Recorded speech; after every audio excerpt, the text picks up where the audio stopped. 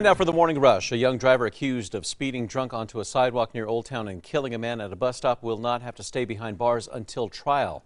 Police say in late August, Jonathan Sandoval hit Kevin Sanchez at a bus stop.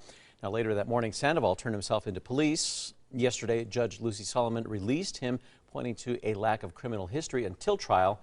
There's no trial date as of yet. This morning, Santa Fe police are asking the public for any leads in the death of a man who was reporting missing last month.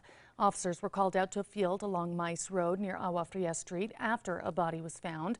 They say it was 46-year-old Gregorio Sandoval, who has been missing since early November. The law enforcement license suspension begins for a former APD officer who pled guilty to drinking and driving in his unmarked police vehicle. In 2021, Nicholas Lasker was pulled over west of Bernalillo after another driver witnessed him weaving. He blew a .20 on his breathalyzer test and failed his field sobriety test. Lasker's law enforcement license was suspended for 3 years. Erica. And here's a look at our school day forecast. Temperatures this morning aren't too bad, sitting in the low 40s. By the afternoon, we'll climb close to 60, which is mild, but grab the windbreaker. We are going to see a windy day. Clovis City Commission is once again tabling a controversial anti-abortion proposal. The Clovis City Commission tabled that proposal last month, but at another meeting last night, they tabled it again. The City of Hobbs did pass a similar ordinance. The Attorney General's office has told us they are looking into the legal issues raised. This morning, legislators are looking for a way to spend millions of dollars for drug treatment and abatement programs following a settlement that's with Kroger over its involvement in the opioid crisis. Kroger will pay the state of New Mexico now more than $58 million in the next 3 months. Erica. And here's a look at our threat index. It is higher today. We're seeing some heavy snow in the San Juan Mountains and a chance for that in the northern mountains. With high winds, we could see low visibility and some power outages across the state.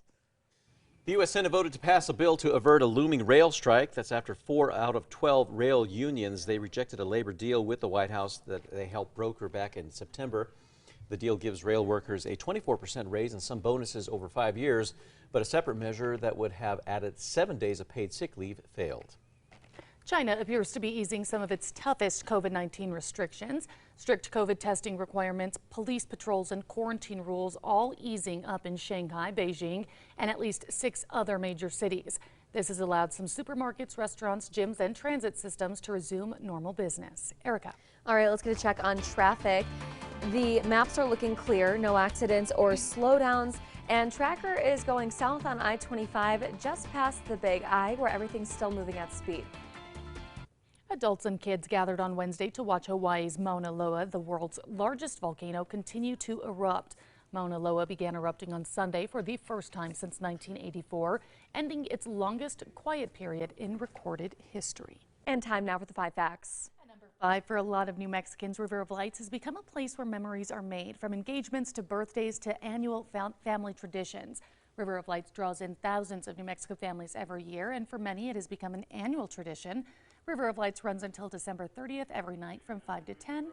There is also a free park and ride service from the zoo to the Botanic Garden. Tickets must be purchased online ahead of time. At number 4, a bold new sign is now marking the southeast corner of UNM's campus. The sign at Girard and Central is part of a $430,000 project that's to beautify the piece of campus bordering Nob Hill, and also with some new infrastructure and landscaping. Well, for now, the sign is covered and remains fenced off, but it isn't expected to be unveiled soon. And at number 3, we are going to be seeing some windier conditions today. Those winds will peak during the afternoon in Albuquerque, seeing those from the west, gusting up to 25 to 30 miles per hour. At number 2, this morning, legislators are looking for a way to spend millions of dollars for drug treatment and abatement programs as following a settlement with Kroger over its involvement in the opioid crisis. State Attorney General Hector Valderas announced the settlement yesterday with the grocery and retail pharmacy giant. Kroger will pay the state of New Mexico more than $58 million in the next 3 months. The AG's office says more settlements with Albertsons, CVS, and Walmart are on the way. And at number 1, a young driver accused of speeding drunk onto a sidewalk in Old Town and killing a man at a bus stop will not have to stay behind bars until trial. Police say in late August, Jonathan Sandoval hit Kevin Sanchez at a bus stop. Walgreens surveillance video shows Sandoval getting out of his car, removing his license plate, and then walking away without checking on the victim.